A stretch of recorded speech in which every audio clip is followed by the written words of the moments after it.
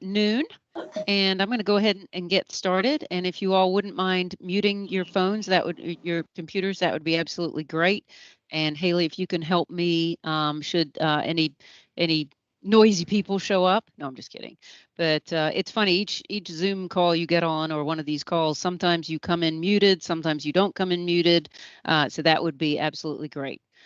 So today we're going to talk about appraisals, and I know nobody's had any low appraisals or had ever had any questions on appraisals. So I just thought I would take this opportunity just to talk just a little bit about appraisals and some of the things that we look for, and some of the things that you can look for should you happen to get a value that you feel like does not actually fit the property. So to start off with, value is in the eye of the beholder. So we all kind of know that. That's just one of those things. And value is not necessarily a firm number. It's just a number based on comparable properties that have been sold in the area. So the very first thing you should do if you get a low appraisal is to make sure you can get a copy of it. Typically, the buyer can send you the copy.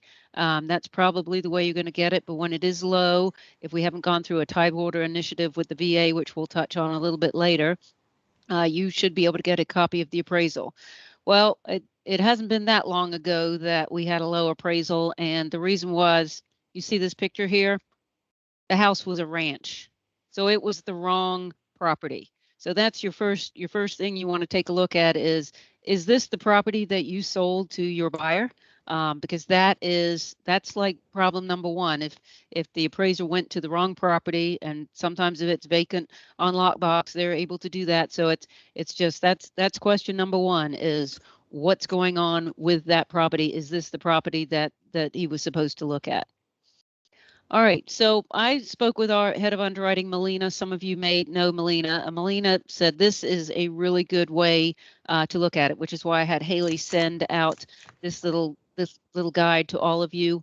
Obviously, for our purposes, we're not going to look at absolutely every point on the appraisal, but there are some really important keys here that you do need to look at. And again, the first thing is the property address. Check to make sure that you've got the correct property address on there. The other thing to look at is over here, you've got the real estate taxes. You do kind of want to look at the real estate taxes and make sure that's sort of in the ballpark of where you had estimated it for your buyers. PUD indication and homeowners association dues.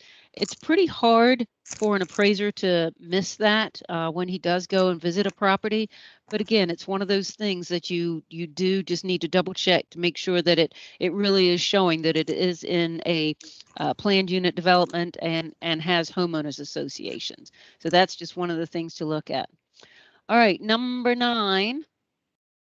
Number nine. Let's go to number 8 first. Number 8 is making sure that the contract price is correct. So you've got the contract price here and also on the grid on one of the following pages, but make sure the contract price is right. One of the things that we struggle with is that sometimes, I know this is going to sound a shock to most of you, but sometimes there are addendums. And sometimes those addendums don't get to the lender. So when the appraisal gets ordered before the addendum is finished or amendment. And so we want to make sure that we have the right sales price on here, because if for some reason the sales price went up, it is just vital that we are able to let the appraiser know what the actual sales price is. So the the contract price on the contract is a very important thing. Concessions. This is another thing. It's really important. If the seller is paying some kind of closing cost assistance or homeowners association dues for a certain period of time, we do give a copy of the contract to the appraiser, and therefore that information, these concessions, need to be in here right under section 9. All right, so number 10, 11, and 12. I always think these are fascinating things to look at on the appraisal. Somebody's not muted. If you could all make sure you're muted, that would be wonderful. The neighborhood characteristics. what is the makeup of that neighborhood? If the appraiser gets this wrong, I mean, sometimes I feel like there's ghost information on these appraisals, and maybe they take one template and put it into another property, and sometimes there's some ghost information that's left from a previous appraisal. But noting whether it is suburban or urban or rural can make a difference. Housing trends. Now, this is a fascinating segment to me.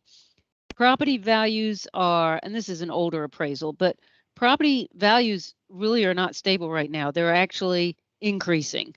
Um, the demand supply, even on appraisals that we got as recently as yesterday, it's saying they're in balance. Well, I think you guys would probably all agree with me that right now the supply should be shortage, because we are definitely short on some listings. I mean, I hear the brokers telling about multiple contracts on each listing that comes on the market. So shortage is probably the right block there. But just check it out. If they said that the property values were declining in this particular area, that's absolutely not right. So it's little things like that that is said may be left from a previous appraisal. So it's just something to take a look at. 12 is pretty much talking about the price range. So this one has a low of 255,000 all the way up to 1.1 million as a high, and it's also got the predominant value of 445. So it's good to be able to look at this information just to see that your property is not at the peak. Sometimes we see that in this particular example, you might see that the appraised value is 1.4 million, yet the high in this area is 1.1. That property is probably overbuilt for the area, but something for you to take a look at. All right, 14, zoning. And obviously not everything that I'm talking about today is what you need to look at as far as if there's a low value on the appraisal, but these are just important things and things that we do come up with. So zoning, what is the zoning? Medium density, single family residential, 5,000 square foot as the minimum lot size. It's really important. Is the zoning legal or legal non-conforming, no zoning, or illegal? If you've got an illegal property, the use is illegal for that area, that's going to cause you additional headaches. Legal non-conforming, that basically means that if that house burned to the ground, it could not be rebuilt. It's okay. It's legal because it's there, and it was within the zoning compliance when the property was built. But that now it is, if it should burn to the ground, it cannot be rebuilt, which from a lender's perspective is an issue. So you're hoping that everything on there is going to be legal. All right, number 17. This again is just one of those things that we come across. Make sure that you know for sure whether this property is on a public water and sewer. This has caught us up many a time, perhaps when the appraisal comes in at the last minute and we find out that the property is on a well and septic, and we need to get a well and septic inspection or certification. Wells and septic systems are not cheap topics, and it's really important that those things are caught. And that's another one of those things. Oh yeah, the attorney's got the letter. Okay, great. So we get the letter from the attorney, and the letter says, no, these fields are not sufficient to support a 5-bedroom house. So it's important that it's a certification that says, yes, this is sufficient, a sufficient system to support the square footage of this house. So again, just another one of those things. All right, 19. Here's another little place that we can get a hiccup. Is it a public maintained street? If it is not, it's possible that you might need a public road maintenance agreement or some kind of maintenance agreement between the other people on the street. One of our secondary marketing partners recently came out with a guideline that said, well, we don't mind that this this buyer is buying at the end of the street and says that they want to maintain the entire street, we can't have that. We've got to have everybody's buy-in. Because what if the guy at the end of the street decides he wants to put in macadam, and the other people on the street only bought the house because it was rocks and they want to have the rocks. So it's really important that you have agreement. Doesn't necessarily mean that everybody else has to pay. Your buyer at the end of the street can certainly pay, but he needs to have agreement from the other people who live on that street that they are fine with the person at the end of the street maintaining the road. All right. 17, 19, 20. Here we have on 20 adverse site conditions. Encroachments, environmental conditions. I mean, it's really kind of one of those things that most of our properties are suburban, so it's not an issue, but this is one of those things that could affect the value if there are some kind of conditions, adverse site conditions. Perhaps it backs up to an industrial site, or it backs up to tidal water that we know floods and flood zoning is a whole nother thing. But that's number 20. All right, we're moving on to the next page. 21. I had a couple of situations within the last year that had an accessory dwelling unit. Now, an accessory dwelling unit, if any of you are familiar with East Beach in Ocean View, there are some garages with apartments over the top of them. Those are legal accessory units, and that's something that we can work with. We had one recently in Norfolk in one of the neighborhoods where there was just this room built in the backyard, and it had sort of a kitchenette and it had a bathroom, but it was not there. It was not permitted by the city of Norfolk. So we had to backpedal and go through getting it permitted, and they did end up allowing it, and we were able to close on the loan. But an accessory unit is something to watch out for, particularly even if you see it in a listing. All right, 30. Oh, getting ahead of myself here. 30,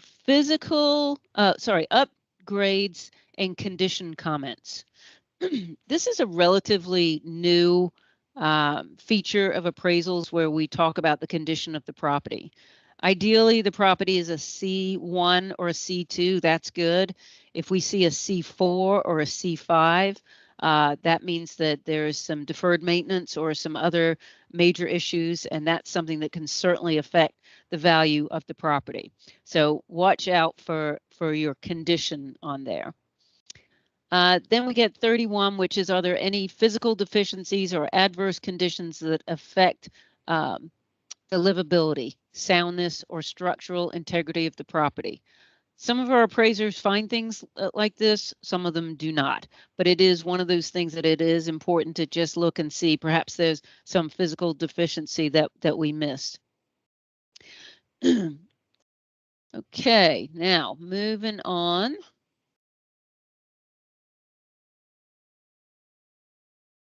All right, 33.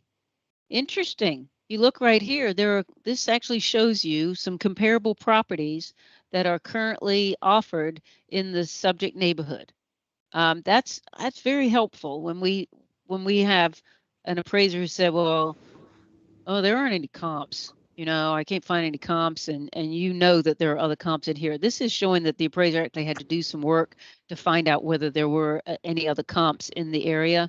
And then it talks about there are 33 comparable sales in the subject within the area in which he is allowed to or he or she are allowed to pull from. So it's good to see what you have here.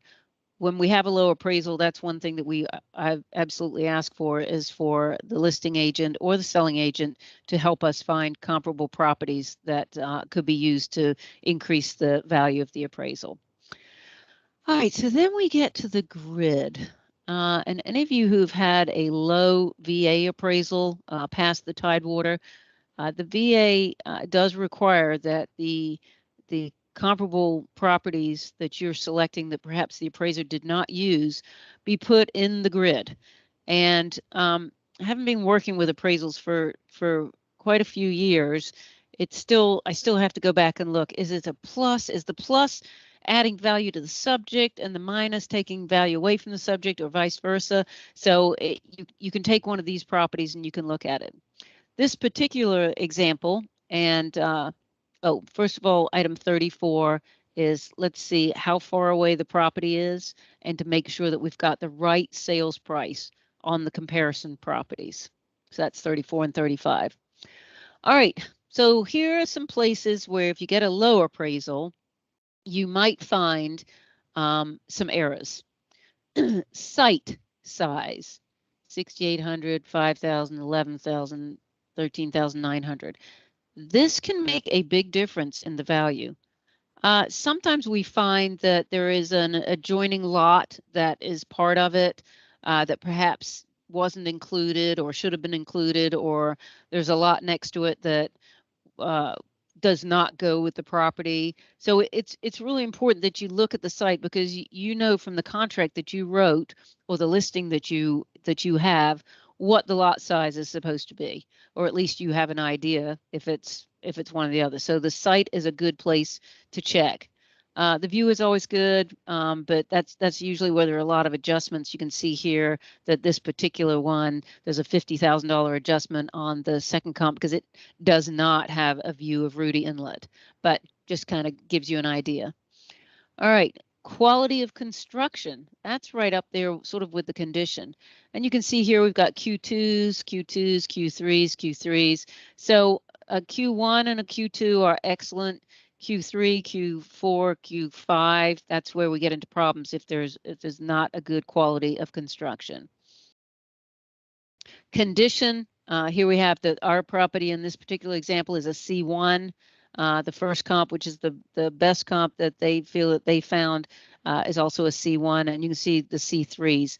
And typically, as you know, they're pulling up, the appraiser is pulling up these comps, and they're looking at the listings. They don't know whether or not that property has since been rehabbed, or whether it achieved its value because it was going to be rehabbed or it was in the middle of rehab. They're just going pretty much by what they see in the listing. All right, number 44. This too is a big place where we find issues with where there could be discrepancy in the value, the size, the room count.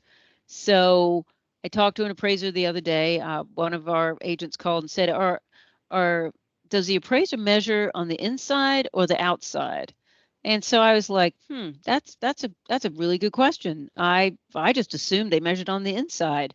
But I called one of our panel appraisers, and he told me they actually measure on the outside, unless it's a condo that's conjoined, and then they'll measure on the inside, and we'll interpolate it and make additions for the walls. So square footage is a big deal. Right here on the appraisal up here at the top, you get the sales price per gross living area. So it's important that you've got the gross living area correct. So room count, gross living area, big pieces of this puzzle. All right, we're going down to 47. And as I mentioned earlier, I mean, everything on here is important, but certain things are more important to us if we see a low appraisal or we've got some issues with the appraisal. So here we have number 47. And number 47 is amenities. It's important that you know what the amenities are. This one, for example, has a bulkhead. That's an amenity. That's worth a lot of money. If it's a property that just slopes down to the water, they might have more erosion. But if you've got a bulkhead, that's probably a positive amenity. So it's important to look and see what the amenities are. And I apologize for the blurriness of this, but if you go across amenities, our first property is the bulkhead, nothing on the second property. the second comp here, excuse me, says bulkhead and dock, and there you can see the minus 2,500, which basically says that comp 2 is worth $2,500 more than our property because it also has the dock and the bulkhead. So just one of those things to look at. All right, 48 are the adjustments. Now, when you look at these adjustments, this is the total of the adjustments. They do the net adjustments and then they do the gross adjustments. And this is where they put value on whether there was a dock or a bulkhead and whether one property is bigger than another property or has a larger lot size or a better view. And you kind of look at the gross adjustments and the net adjustments. And there are restrictions as to how much, what that percentage can be. But this is how they pretty much get down to their value. And you can see here, 766, 737, 797. Our property, the sales price was 765. So, you know, these are probably right in line with where we need to be, but it's all kind of a little bit of a guesstimate. So 48. And then we're going down here, and this is great bedtime reading. If you all have any trouble sleeping, you can just take this, print it, and put it beside your bed, and read all these things that our underwriters do take in and look at. 51 is important. 51 shows when it last sold, and this is important and where they got the information from. This particular one does not actually have that information in here. And so that's an issue. That information should be in there. It kind of helps make sure that you know that they picked the right property and that they've got information, particularly if it is a flip. Flips are an issue. If they're less than 90 days, we can't do it on an FHA. If it's over between 90 and 180, we can do it with a second appraisal. But there are restrictions on flipped properties. We want to make sure when there was a lot of appraisal fraud many years ago, they kind of came along and said, we can't have the appraiser and the agent and the seller all in cahoots and taking advantage of our buyers. So a lot of these things have been put into place to take care of that kind of thing. So important to check to make sure that this is correct information. All right, 54. This is a little box right here, as is. It's just a small little thing, as is. It's really nice to see as is and not subject to, because when you get it subject to repairs, it's kind of, it can be scary, some of the things that we have to take into consideration. But the key is that today this property is worth X, as is, with no repairs. But this is an important little thing to be here, because if it is subject to repairs, the appraiser is saying, well, guess what? Today, this property does not meet the sales price. This property actually needs to have these repairs completed in order to meet the appraised or this value / sales price. So again, an important little block there that can trip you up as to whether it's as is or subject to repairs. And something to note here is that when our underwriter reviews the appraisals, obviously this is one of the things they look at. And we're going to get into pictures in just a minute, but when you look at pictures, an underwriter goes in and looks at a picture and sees that part of the wall is in a room is missing, or there's dangling wires out in the kitchen, or there's a deck that doesn't have a handrail. Our underwriter will then go back to the appraiser and say, hey, you know, your appraisal says it's as is, but I can see these problems and this wall looks like somebody fell through this wall in this living room. What's going on here? And so the underwriter does have the authority to actually talk to the appraiser and come back and ask them to clarify why they did not ask for repairs. All right. Yes, as is, subject to repairs or subject to plans and specs, which we use on new construction. And here it is, number 55 right here, the final estimate of value. This is the appraiser's final determination of value and the date the property was inspected, which is also the date of the appraisal report. So we got all the information we want right here. All right, so in this little section right here, this is typically where the appraiser puts notes. And if it's one of those things that they've got some standard language in these appraisals, and then you have this little section here that may or may not have some note on the condition of something or something like this. Now this one is basically just standard things that they're going to put in there, but you might see in here that they have a little thing that says, oh yes, and the decks need handrails, but you're like, wait, the other one said it was as is.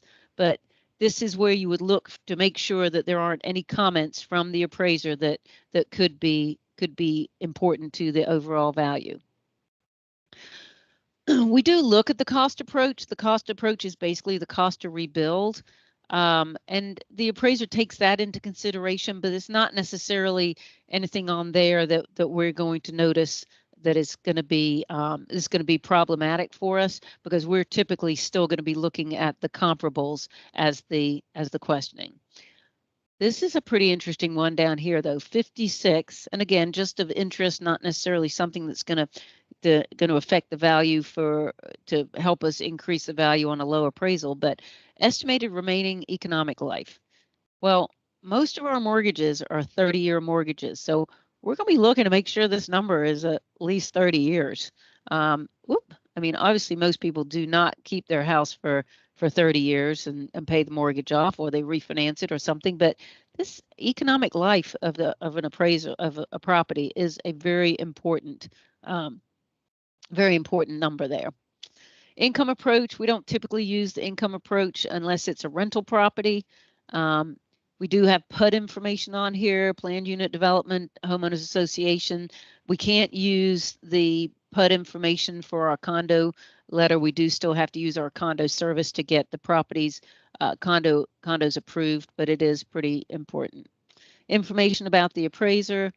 And then we go on to market conditions. All right, so then we have the building sketch. And again, as I mentioned, the properties are measured on the outside. So if you're there, like I'm pretty sure that one of my strides is about 3 feet. So I could walk around a listing and ballpark that he wasn't off more than a couple of feet, and I'm not going to worry about that. But it is this is where you're going to look at the numbers. And if there's something, this is probably a good place to look. Like if they've missed a bathroom, perhaps there was a bathroom in a closet somewhere or something. This is the kind of thing that you can look at and say, oh, wait a minute, he missed such and such on here. So just a good thing to look at. Like, I mean, surprises me that, oh yeah, there's a full bath right there in the middle. But a good thing to look at is the building sketch. Here they work out the gross living area calculations by adding theirs up. Most of our appraisers are using an automated system, so if they put the numbers in, they're gonna add up automatically. But every once in a while, you get somebody who's still using manual calculations. Yeah, I don't think they would be a VA appraiser, do you? Oh yeah, wait, I'm not supposed to say that, am I? Okay. Location map is always helpful. If the location map is on more than 2 pages, it's 2 pages or more, it's probably a problem. It means that those comps are probably a really long way from the subject, but also a good thing to take a look at. Flood zones, we do have the spot in the appraisal where it does discuss which flood zone the property is in. Every property is in a flood zone. It's just whether or not they are in a special flood hazard area that requires the borrower to have flood insurance. We've seen flood insurance issues here recently where we're looking at perhaps the seller had a $450 policy and the new policy is a whole lot more. We've talked about flood insurance. Mike Vernon with Flood Mitigation Hampton Roads does a pretty good job of helping let a borrower know what a seller can do to put in the flood vents so that the water can flow nicely through below the basement of the house or the crawl space. Okay, they're probably still in a flood zone that requires flood insurance, just saying. But good to kind of see this. A lot of the appraisers do include the flood zone certification in there. All right, pictures. As I mentioned, Underwriters look very closely at pictures. Very important just to see. I mean, handrails are a big issue. If it's greater than 3 feet or has more than 3 steps, it needs a handrail or something like that. On a VA appraisal, if it's going to affect, if the veteran says, well, wait, I don't want a handrail on that. That's my deck. I don't want a handrail right there.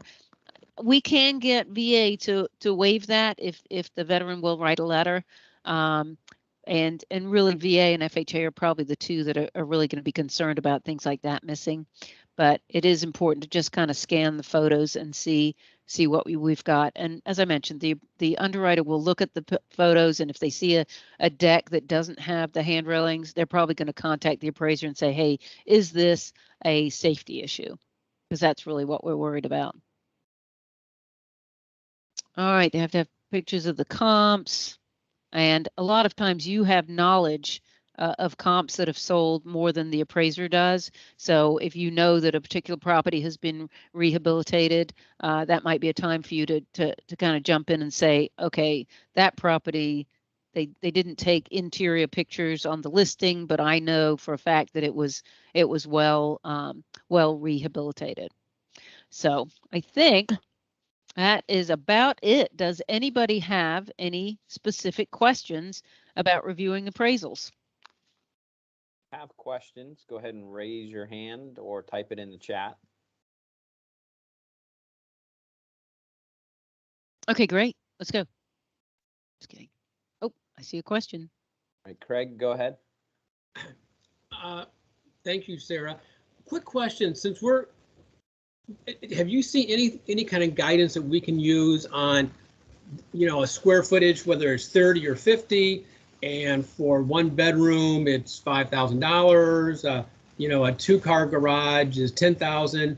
In my mind, that's, those are numbers that we don't really, it's a moving number. I think you're right. I think it's a moving number. It's going to depend on the price range of that property.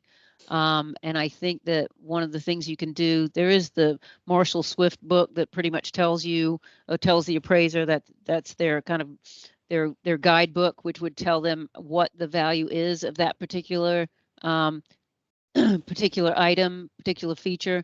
But when you go back to the grid, that's where you're going to see what the appraiser is giving as far as the like for a garage, like you say, a garage or a carport.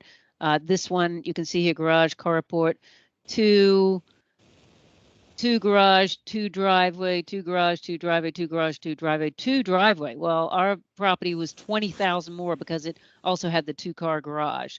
So it's really going to vary depending on the price range. One of the ways to look at it is when you pulled comps for your listing and you noticed that, okay, this house was exactly the same as my listing, but it has a 2-car garage, and see how much more that sold for. That's one of the ways they're going to look at it. But you look at appraisals, it really is. It's going to vary depending on the price of the house. I mean, if it's a $100,000 townhome with an end unit with a garage, as opposed to an interior unit without a garage, it's not going to be 20,000. So just kind of, it's a moving target. And I'm sorry, I don't have a better answer.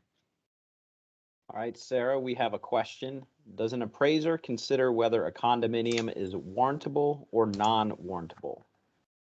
Now that's going to be in the features, and that is absolutely something that they're going to consider.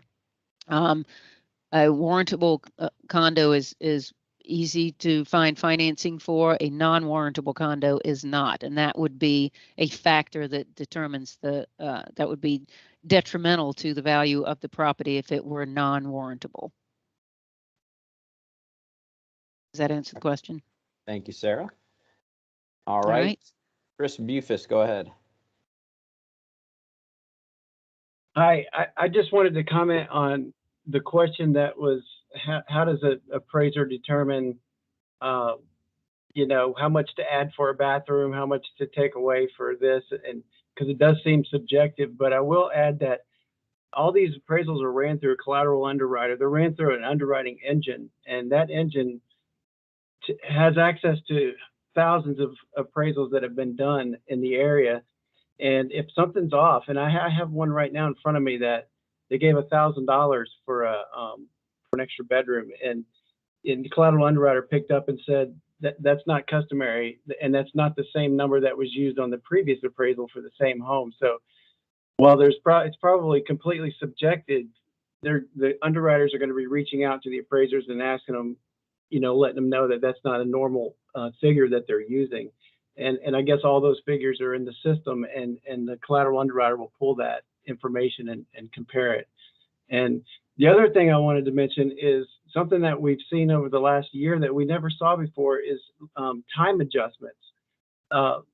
We never saw them until the market started shooting up like this. I've got an appraisal in front of me with, limited sales in the market because there's just no homes being sold. And one of the comps was from 7 months ago, and he gave a $20,000 time adjustment. So that is very subjective, and somewhere where we get hung up, where I know my agents have said that was 9 months ago, homes have gone up 5% or whatever. Well, we're starting to see the appraisers give those adjustments, but that is completely subjective in their opinion. Hope that helps. I appreciate you bringing up the collateral underwriter. That is, so when we approve a mortgage, we run our borrower through an automated underwriting system. You've probably heard DU, LP, and that's basically what the collateral underwriting, or CU, is. That's where we run it through an automated system. And as Chris says, it picks up adjustments that might have been made. It also comes back and says, well, why didn't they use this comp? There are 18 other comps. Why in the world didn't they use these comps? And I think for some of you who've heard Melina talk, she had a property in Pennsylvania that she was reviewing the appraisal, and she called the appraiser and said, collateral underwriter wonders why you didn't use this comp. Why didn't you use this comp? And the appraiser said, oh, I missed it. And it made a big difference in the value. So, I mean, they're human. They've got a lot of automated systems just as we do, but it can be something that slips through the cracks. So that's why we do also have the collateral underwriter that can kind of check the numbers for sure. Good point. Thanks, Chris. All right, Lynn. I have two separate, well, they might be the same. If they're consideration for a plus or a minus. I've had a underwriter call me and ask me if there were closing cost assistance given or not. And I didn't know where that fit in. And then the other one would be if they do require flood insurance, is that a plus or a minus or a consideration for anything, or how is that looked at? Got it. Well, as Chris said, it's the subjectivity of the whole thing. But if you think about it, if there are closing costs available for the buyer, and in this house, and then the house next door, there are no closing costs available for the buyer, which house is worth more? And I think that's kind of one of those things where it's not dollar for dollar, that if the seller is paying $10,000 of closing costs for the buyer, the appraiser is not going to reduce the value of that house saying, well, actually this house is worth less or worth more, but it is something that they're supposed to take into consideration. And we've been through a desert of no help from the sellers. And so it's interesting now that we're starting to see some of those coming back in the contracts where the sellers are back helping the buyers with their closing costs. So it's something they have taken into consideration. It's not necessarily a plus or a minus, but it's something that needs to be considered. And then as far as as flood insurance or a flood zone that requires flood insurance is concerned, I think you got to look at the property there. There are some areas in Tidewater where they're required to have flood insurance, but they don't have a view. I mean, it's one thing if you've got flood insurance and you have a view, then that's probably actually you're probably got more value in the property because you got a view and therefore you're on the water and you need to have flood insurance. But some of the properties, I know we had some flooding situations not that long ago out in Chesapeake where people's houses were flooded and they should have had flood insurance. They didn't have flood insurance, but they also they weren't that close to water. They were probably near a lake or something that one didn't expect to cause the flooding. So it's something to take into consideration. The biggest concern probably is qualifying. That if it is in a location where the flood insurance perhaps is higher because of the distance above sea level that the property sits in, you know, they've got to qualify for that flood insurance. I can remember years ago doing a property up at in Willoughby, and we didn't realize that it needed the kind of flood insurance that it needed. And when they got the flood insurance was higher than the property taxes, which eliminated that person from qualifying for that house. So a lot of things have come into place here recently where you can do some flood mitigation techniques onto the property, but basically I think the flood insurance is not necessarily a plus or a minus. Just depends on the property. Great questions. All right, do we have any other questions? Sarah? Super. Sarah, Yes. I have one Go ahead, Jay. question about economic life of a property. So people like you and Tim and I live in older neighborhoods, which are, sort of mid-century modern in a lot of cases. And people who, we're seeing a lot of that right now, people who've done a lot of work on their houses over the last several years and now are at the point where they probably need to do some more again.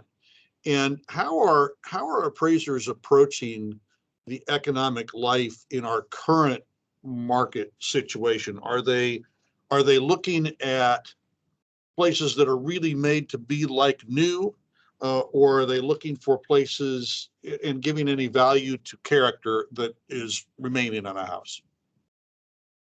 That's a great question. I think that probably varies by the property and the location. I think it depends whether it's deferred maintenance type issues. I think that there was a property that we talked about the other day that I look at log cabins, for example. When you look at a log cabin in the city of Norfolk is a rarity, and an appraiser is required to have at least one log cabin as a comp.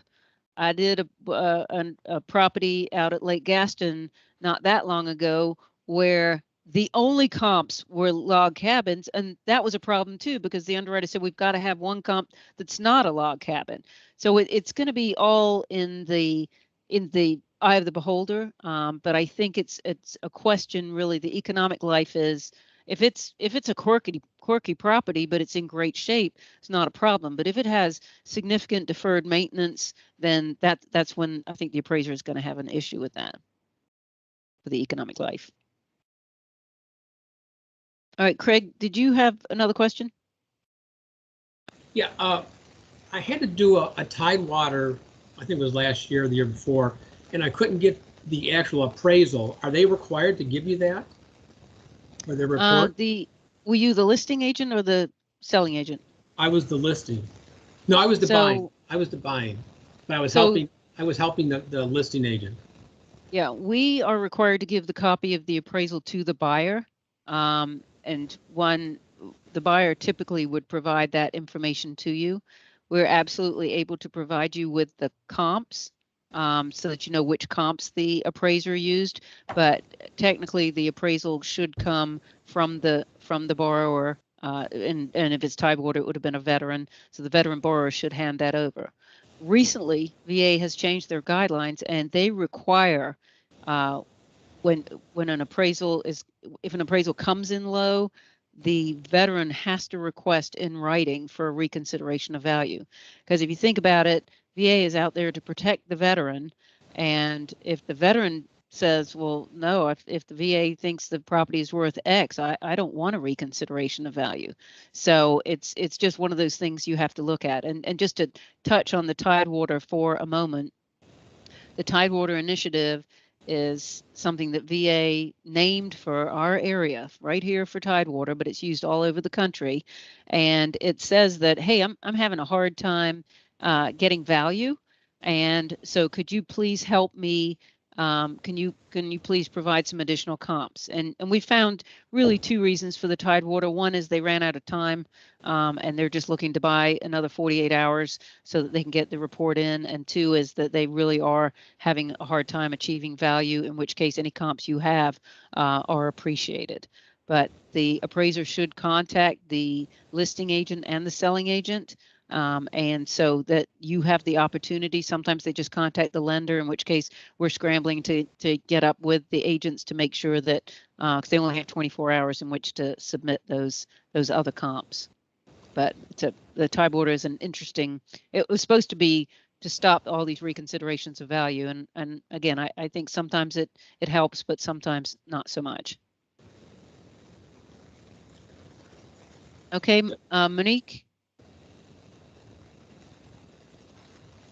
Hi, I was wondering how much of, I've had an appraisal come that actually has views of the street. So how much does street views affect the appraisal? Well, that's a really good question. All the appraisals do require a street view. I think it's really more to kind of to have an idea as to where the property is located, how it faces, and that kind of thing. And I'm sure it's important. It's certainly taken into consideration, but I'm not sure that it affects the value unless your street view is of an industrial complex right next door. Or sometimes we have them where the underwriter will look and say, "Whoa, this looks like it's in a commercial district," and perhaps some of the zoning information in the file is not as accurate as it should be, and they might see an issue with the street scene.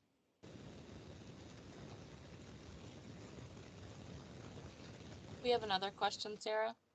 Okay. Do they take new Havoc hot water heater, upgrade appliances, etc., into consideration as well? Yeah. So anytime you bring your property up in value because of new heating and air conditioning systems, etc., it's going to be reflected in the value. But it's also one of those things where you say to yourself, it's like a car. Well, it needs 4 tires, but are the 4 tires bald or the 4 tires in great shape? So if the 4 tires are in great shape, absolutely, that's going to increase the value of the car. If they're bald, it's going to hurt the value of the car.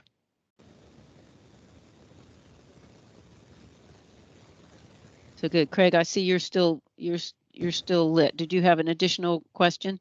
Yeah, to give the appraiser information to help them out, has anybody developed like a grid that we can use so we don't have to redo the grid on our own? Boy, you would think they would. We recently had one where we needed to grid it, and luckily the seller was an appraiser, so he was able to do that. But no, there is not. It's pretty much a blank document that that a lot of times is actually filled out by hand. So I think that's for any of you experts in there on Excel and IT experts, that might be a great thing for somebody to create. There may be one out on the internet, but typically we get the information from the agents, so I can't tell you that there is one out there. Does anybody else know if there is? Chris, are you looking now? So, but I'll let you know if you have one. Let me know, because I have had appraisers help us do that in the past. Because as I mentioned before, we are able to, we do have a panel of appraisers. And so we have appraisers on our appraisal panel who we have great relationships with, who are always willing to help us with things like that. Sadly, we still can't pick our VA appraisers, but FHA and conventional, we can. I'm sorry, I missed the question. Is there a grid out there that agents can use to grid their comps? I have a blank appraisal grid that I sometimes use to try and figure out, you know, if we're doing a renovation loan or something. Is it fillable? I might be able to make it fillable. I'll work on it. Okay, that sounds great. There you go, Craig. Ask and we will get it for you. Thank you. Any other questions? Well, I really appreciate it. If you have any problems with appraisers and you want my input, please don't hesitate to give me a call or an email. And Mara, I see you have a question. Just wondering if we can all get access to the grid that Craig was asking. No, only Craig. Oh, It's going to be please. Craig's grid. No, we'll make sure that that everybody has it once Chris designs it and fix it. That's great. Thanks, Mara. Thank you so much. Thanks, Sarah. Great job. Very helpful. Okay, thank you. And also, if you have problems at other lenders, don't hesitate to rope me in. I can always be a resource. So please just let me know. But have a great weekend. Happy Valentine's. Got my red vest on for Valentine's. Awesome, Sarah. Thank